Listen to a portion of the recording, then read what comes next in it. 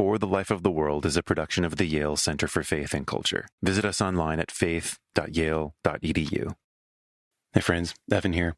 Before this episode on disagreement begins, I wanted to remind you of a video curriculum series that we've developed based on Miroslav Volf's A Public Faith, How Followers of Christ Should Serve the Common Good. Miroslav put together a series of 9 videos expounding on that text that you can implement in your own communities to enrich your own understanding of what it means to live a public faith, especially in troubled times. We all know that news headlines are preying on our anxiety. We all know that the algorithm rewards outrage. And perhaps most importantly, we all know the value of democracy. So we're hoping that this series of videos and the accompanying discussion guide will help you and your community work through what it means to live a public faith today. For more information and access to this series, visit faith.yale.edu/public. What is it that is underlying this desire for certainty? I think some people, it's fear. It's the sense, wow, I feel like I'm orienting my entire life around X. And if it turns out that X isn't true or X can be questioned, then I'm going to be in deep existential despair. So instead, I will just double down on the rightness of X. So there's a fear or an anxiety that drives some of it. Sometimes I think it's laziness. It's very easy to stay in an extreme position and not actually understand or recognize a counter argument. And it's a lot harder to see and study why other people might see something differently. The systems that we have built, especially online, reward the certainty and the extremism and downplay the complexity and the nuance in this sort of perpetual feedback loop. The money and the algorithms and the personalities are only making that worse, especially online. And then when it comes back to our own faith, to say that we can talk about confidence, not certainty, and to have confidence in the object of our faith is wonderfully freeing, because part of what that tells us is we're part of a much bigger story that transcends our own small lives by thousands and thousands of generations, that's not measured in election cycles, that works out in the fullness of time, where the pressure's not on us. The kingdom of God does not depend on what happens in 2024 in the United States of America. We can start there. This is For the Life of the World, a podcast about seeking and living a life worthy of our humanity. I'm Evan Rosa with the Yale Center for Faith and Culture. Sometimes we wrongly assume that merely differing in our perspectives entails that we disagree. I don't know about that. It seems too easy to remain siloed in our differences without the challenge, the achievement of true disagreement. And I think real disagreement requires encountering the other in an I-thou relationship of dignity and respect. To disagree in this way would mean successfully coming to listen and understand the differing beliefs of the other person, considering how they came to believe that and why, acknowledging their reasons and arguments, however bad you think they are, and entertaining the appeal of that belief to them. Now, of course, you could disagree with me about this view. And yeah, well, that's just like your opinion, man. It is, after all, a much higher standard for disagreement than we're used to. Disagreement usually amounts to naysaying, shouting matches, browbeating, Bible thumping, canceling, isolating, siloing, excommunicating, echo chambering. And none of these could ever be a robust mutual encounter of dignity, or dare I say love. Today on the show, legal scholar and author John Inazu returns to talk about his new book, Learning to Disagree, the surprising path to navigating differences with empathy and respect. He's the Sally D. Danforth Distinguished Professor of Law and Religion at Washington University in St. Louis, and he was on the show not too long ago to talk about the forgotten First Amendment right to peaceable assembly. Together, we discuss the challenge of disagreeing well in contemporary life, replete with the depersonalization of social media and technology, the difference between certainty and confidence, what it means to think for oneself freely and independently, the virtue of humility in civil discourse, the prospect for political dissent and civil disobedience, how to pursue the truth in a culture of principled pluralism, and John offers practical steps toward empathic and respectful disagreement. Glad you're with us. Thanks for disagreeing, friends. Hi, John. Thanks for joining us again on For the Life of the World. Evan, it's great to be with you again. Today, we're going to talk about your new book, Learning to Disagree. This topic of disagreement, it's been on my mind for some time around the questions of civility and civil discourse in particular. I remember a friend of mine saying that disagreement is really an achievement these days.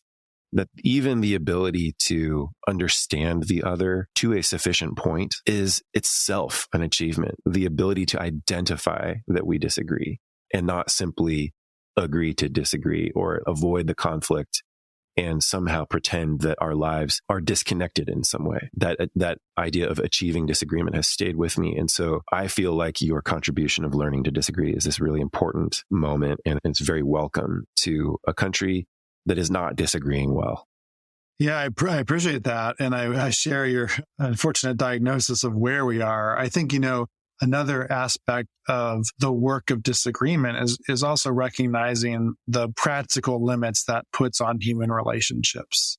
It's just part of a fallen world that the reality of disagreement will limit some of our ability to empathize fully with another side or to connect in all possible ways. And yet we have to try, and we can do a lot better than what we've been doing.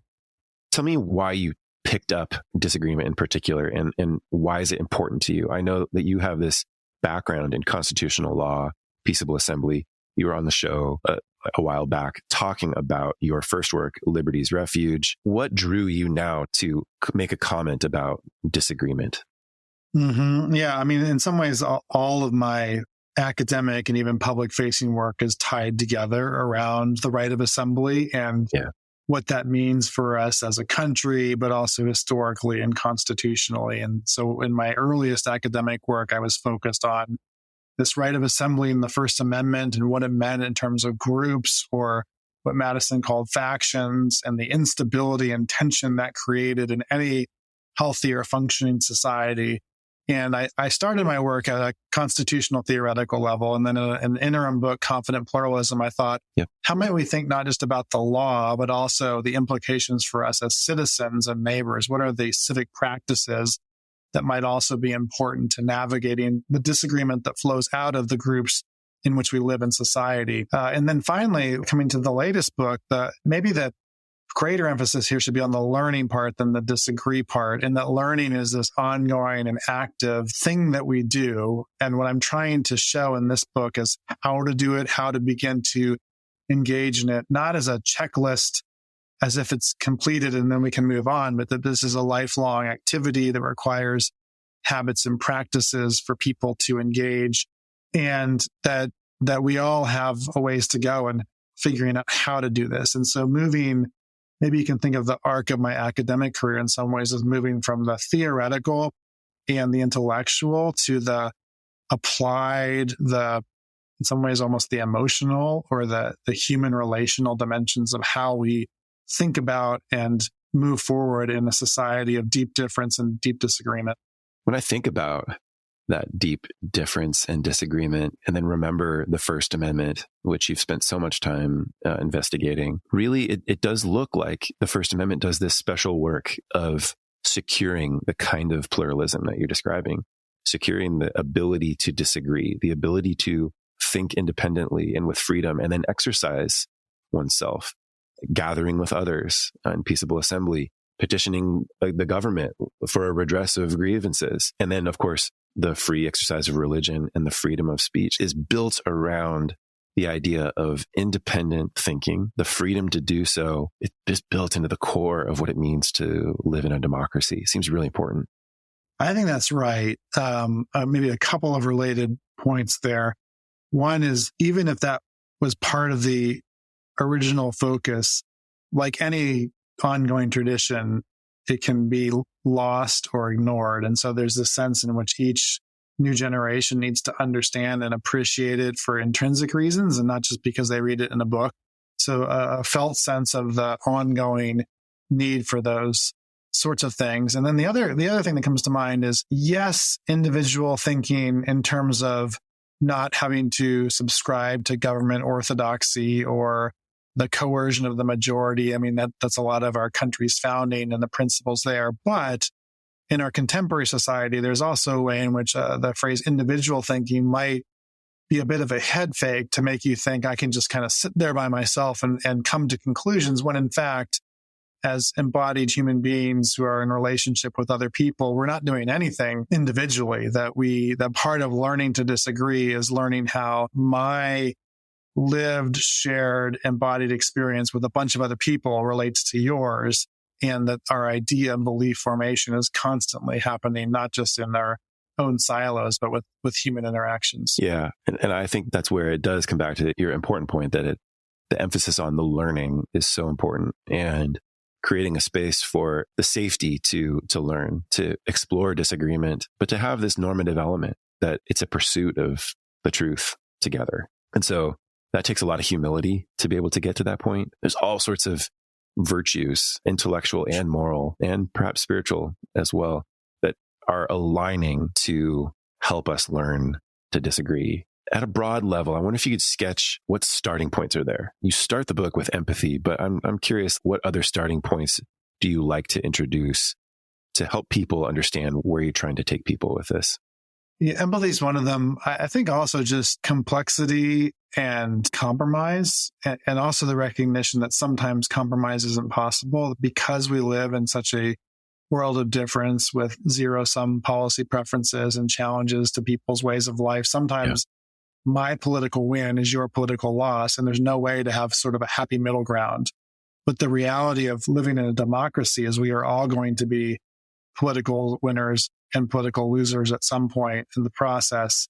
So how we model that really matters and needs to be in the background in all of this. And then I think that as we, many people, I think, do want to pursue truth, big T truth in the world, but to recognize with some humility that other people have competing visions of that truth. And that in many cases, our hardest questions are not even about truth and falsity, but about maybe what's best or better, or persuasive arguments of why certain harms outweigh certain goods.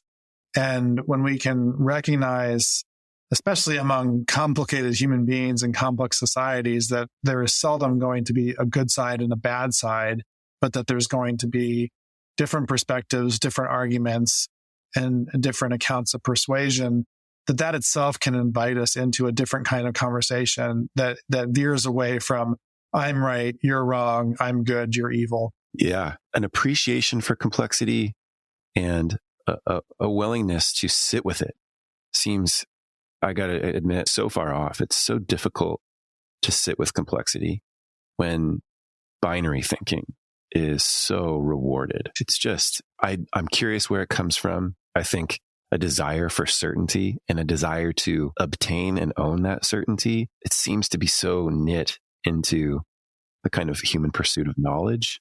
And yet, especially when you're trying to live together in that pursuit of the truth, it requires this spaciousness and an ability to sit with that complexity. Yeah, I love that reflection. And I'm trying to think, what is it that is underlying this desire for certainty? I think some people, it's fear. It's the sense, wow, I feel like I'm orienting my entire life around X. And if it turns out that X isn't true or X can be questioned, then I'm going to be in deep existential despair. So instead, I will just double down on the rightness of X. So there's a fear or an anxiety that drives some of it. Sometimes I think it's laziness, where people will, it's very easy to stay in an extreme position and not actually understand or recognize a counter argument. And it's a lot harder to see and study why other people might see something differently.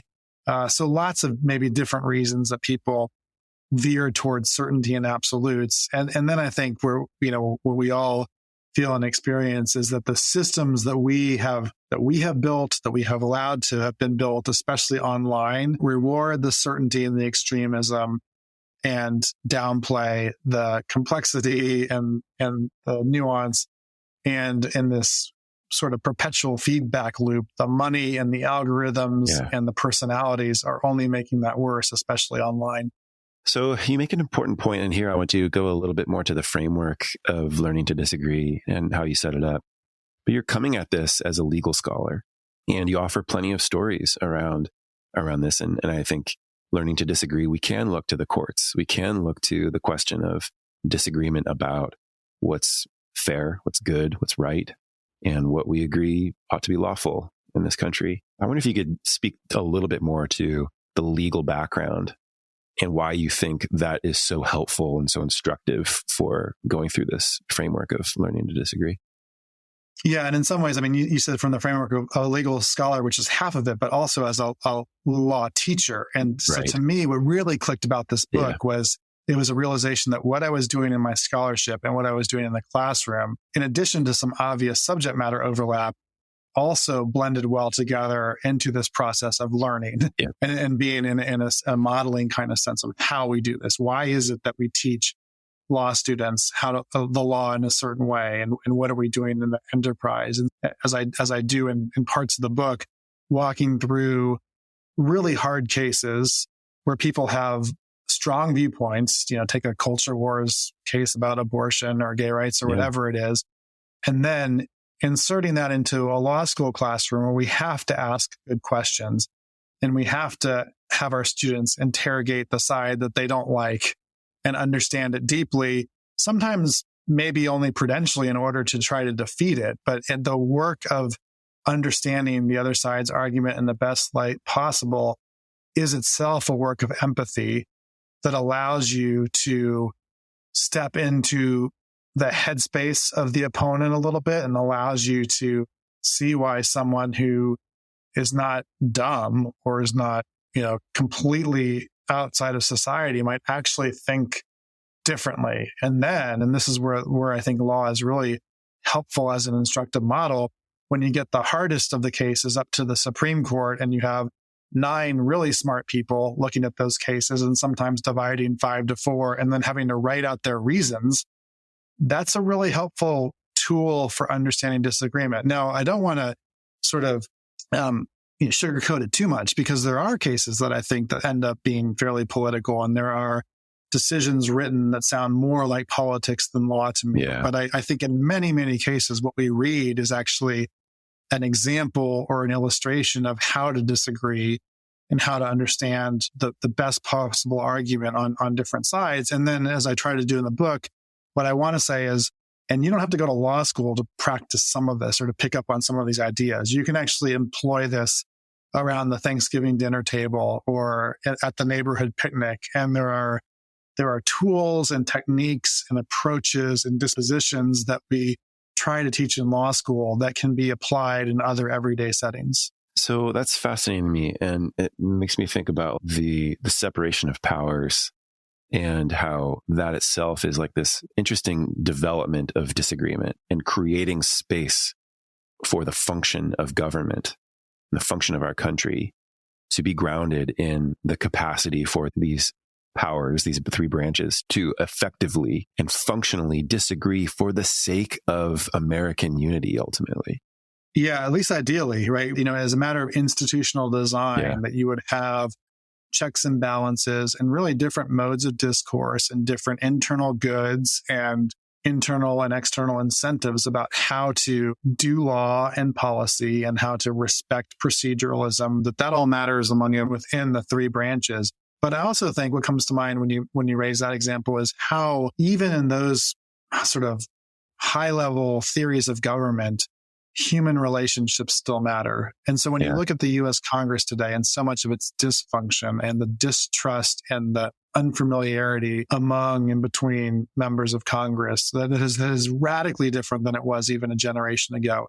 We had lots of political food fights in Congress in past generations, but at the very least, the members of Congress knew each other and often knew each other's families and contexts, and all of the structural and institutional incentives from the primaries forward in Congress now disincentivize actual human relationships. Contrast that with the Supreme Court, where you have 9 people with lifetime tenure who have lunch every week and spend hours face to face talking about issues and cases and actually know and respect each other. And, in recent weeks, at least 3 of the justices have come out and said, we are friends. We have different political persuasions. We think each other is wrong when it comes to some of the law and opinion writing, but we respect each other. we're friends, and we are in this institutional enterprise together. Such a stark contrast to Congress. And then some people will, as they responded to these more public Supreme Court justices, some people will say, well, it's all a power game and they're making it up. And that's not really true. But you kind of have to think that the entire court is in on the game if that's your conclusion. Or alternatively, you could think, no, this actually is a different kind of more functional institution than say, the U.S. Congress. Such a fascinating concept that someone dreamed up at some point to do it that way. I do want to just keep it on the political side of things for a bit longer, but I do want it to get personal as well eventually. Political dissent is this fascinating thing. And here it might even be worth thinking outside the bounds of American democracy and go into the question of political dissidents who really, it takes courage to disagree. And the courage to disagree, it's a hard-won kind of virtue, right? Managing the fear of repercussions for one's dissent, one's ability to challenge the dominant powers, right? I've heard you say, and you said it in our last conversation about civil liberties are for the losers. It's for the moral minority, those in situations of moral political dissent, out of their own convictions and their own courage to do that. Yeah, a couple of things come to mind. And the first is, as Americans, or as I think especially with some of the recent activism on college campuses, I as someone who studies protests and assemblies, I believe in activism, I believe in protest, but I also want people in this country to not to take for granted that we live in a functional democracy where dissent is, even with all of its imperfections and all of the bad cases, it is relatively protected. Where in other countries today, if you tried to voice your opposition, you could be imprisoned or executed or tortured. Right. And that's a reality around the world today. So to start with the privilege and the responsibility of having this framework that lets us dissent. It doesn't mean we get it perfect. Doesn't mean there aren't abuses, but it does mean that we can start there. Now, having said that, there's also the reality of social pressure and social stigma, which can be very real. John Stuart Mill said this is the social pressures of and opinions of others can be far more coercive and effective at silencing dissent than political and legal pressures. And I think there's something to that. So you mentioned courage a minute ago.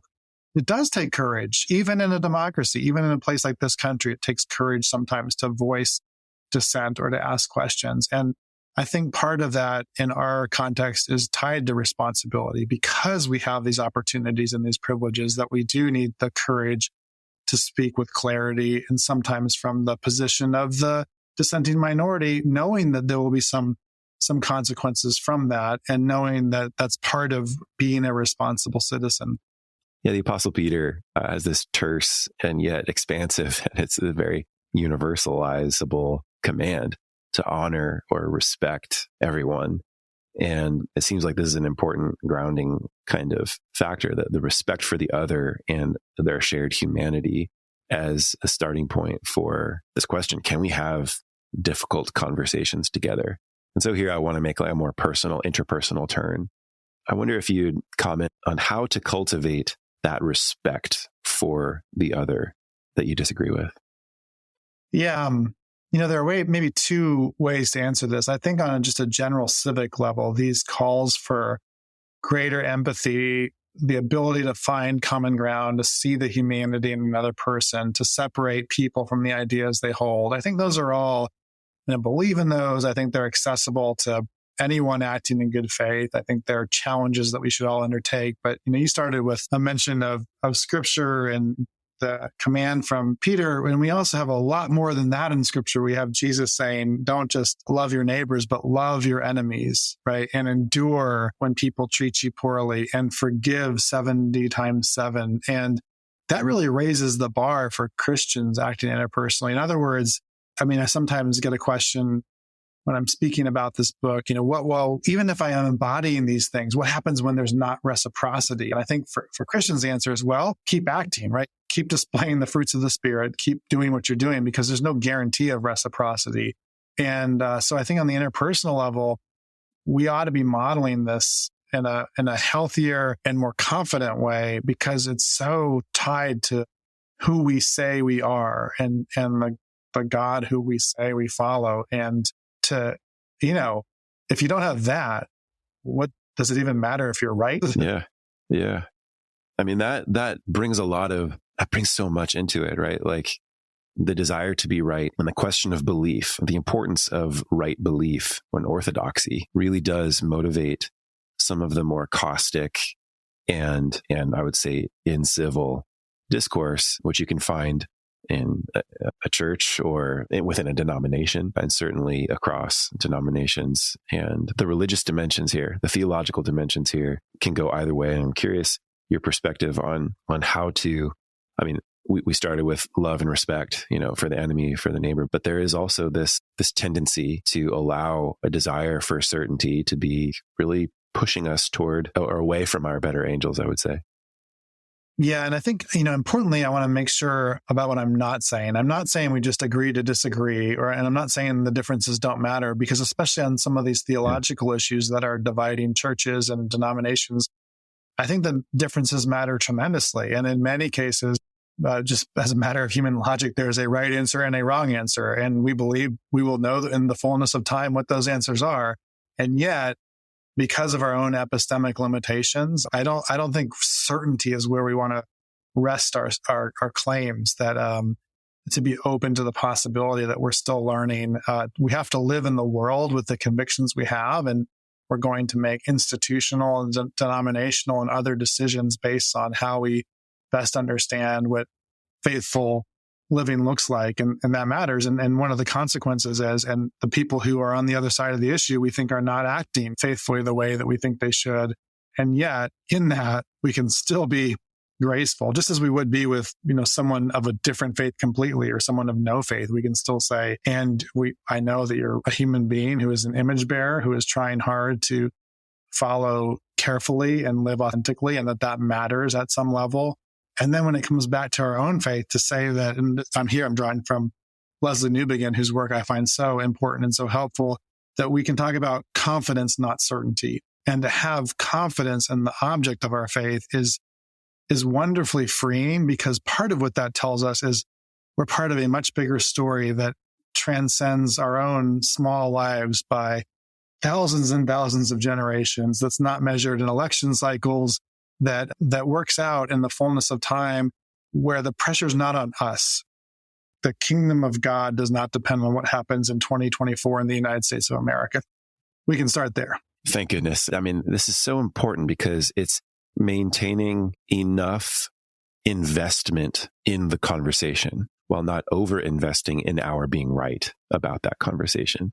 And you can see how you might slide into, for instance, apathy. It just doesn't matter. You do your thing, I'll do my thing. I'm okay and you're okay. How do we cultivate that ability to stay in the middle of it? Again, it's that holding the tension, being able to live with the complexity, stay invested, that the conversation happen without getting disillusioned or apathetic. Yeah. I mean, I think part of it is the difference between preaching and persuasion, that we're actually in these relationships because we think these things do matter, and we want people to understand why they matter to us and why we might be right. And that's a work of persuasion that unfolds in a relational context. The best preaching would also do that, but a lot of preaching, especially by the non-professionals among us, is really just a monologue. And that's not a way to get people on your side about anything. It also doesn't really reflect the fullness of another human being. When you're just there to argue or shout, you're not conveying that you care about them as a person, or you care about or respect their intelligence. And I think the work of persuasion presumes that there is an argument to be heard and questions to be asked. And those are okay. And those are part of what it means to engage well with other people. So much of the book is about trying to elucidate and clarify and make applicable these practices or habits, utilizing stories from your own experience in teaching. I'd love to close by just talking about the practical side of this, how you recommend people, what they can do today in the disagreements they find themselves in. What can they do at the level of mindset, and what they can try to implement?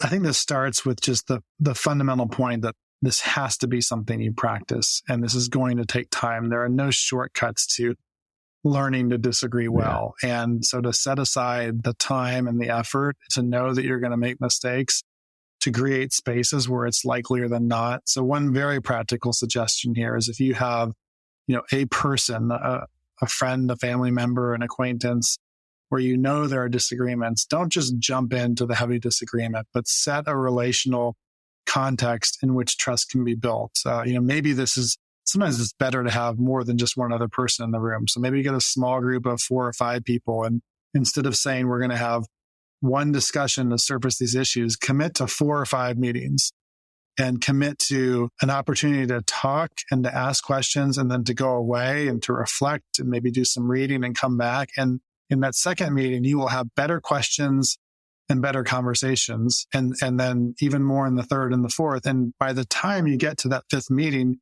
you will have also built some relational trust just by the commitment of being together and by creating the space to be and also be a part it won't guarantee success, but I think it will increase the odds of a trust-filled discussion across difference that will teach you better disagreement. Yeah, it's important because you're acknowledging the relational aspect of it, that you're creating a space for disagreements to exist within a relationship, that they don't embody the entirety of that relationship. Exactly. And, so another very practical point is if you're wanting to try this out for the first time, maybe don't start with family. Do a practice run with a friend or an acquaintance, because there is something about the family dynamics that just make everything harder. But regardless of sort of the relationship that you start with, go in with a full tank, right? Don't go in when you yourself are impatient or exhausted or hungry, because you should go in kind of anticipating that there will be some challenges to this. And if you can, on the front end, say, you know what, in this conversation, I'm probably going to hear something that is going to offend me or annoy me. And I'm going to tell myself that instead of reacting reflexively or defensively, I'll just pause or maybe ask a follow-up or not. And even in the small act of not reciprocating, you've already de-escalated the situation a bit. And I think that's most possible for most of us when we come in with some margins rather than coming in exhausted and ready for a fight. The book ends on the point of friendship. And I think maintaining this concept of, friends who disagree, that context for me is observing the friendship of Robert George and Cornel West. I had the pleasure of sitting across from them several years ago. And it's so interesting to see how that relationship has unfolded in the space that they provide for that, because I would vociferously disagree with each other about all sorts of political and social and moral issues, but they travel together, they call each other brother, and they hold hands in prayer. And I'd ask you to end maybe by reflecting on this ground level need for friendship in American civic life. Yeah, as you were talking, I was thinking about my own friendship with Eboo Patel, with whom I share much in common and also many differences. And the key to those kinds of friendships, I think, is to mix the serious with the playful and the mundane. It is important for people with very significant differences to model friendship and to talk about those differences and not just to pretend they don't exist. And it's also most effective and most believable when those differences unfold within an actual friendship, where you're not just always talking about the hard issues, but sometimes you're just getting together to share a meal or go on a walk or joke with each other. And I've found that in my own life, the most authentic and helpful friendships are those that mix both. I have some relationships that are only at the level of disagreement or intellectual discourse. I have some that are only at the level of the superficial, but the real friendships that make life rich for me are the ones that blend the two of those. John, thanks so much for writing this text and making a contribution that is going to continue to draw us closer together as a society and gives us alternatives for managing just real difficult aspects of life, of relating to one another in a way that is going to be uplifting and going to guide us toward a kind of mutual flourishing, I think. Thank you so much. Thanks for that, Evan. It's been great to talk with you.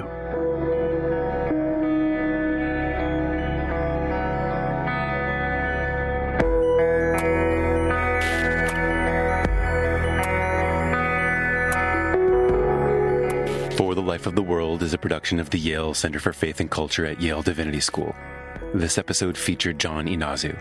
Production assistance by Alexa Rollo and Casey Barrett. I'm Evan Rosa, and I edit and produce the show. For more information, visit us online at faith.yale.edu, where you can find past episodes, articles, books, and other educational resources that help people envision and pursue lives worthy of our humanity. If you're new to the show, remember to hit subscribe in your favorite podcast app so you don't miss an episode. And to our loyal supporters and our faithful listeners, we once again have this humble request. Would you support the show by telling a friend about it, or maybe sharing an episode? Here's some ideas. First, you could hit the share button for this episode and send it as a text or an email to a friend. Maybe share it to your social feed. Second, if you haven't gotten around to it yet, you could give us an honest rating on Apple Podcasts. Finally, you could write a short review of the show in Apple Podcasts. Reviews are really effective because you're commending the show to like-minded people to help them get an idea for what we're all about in your words. Thanks for listening today, friends. We'll be back with more soon.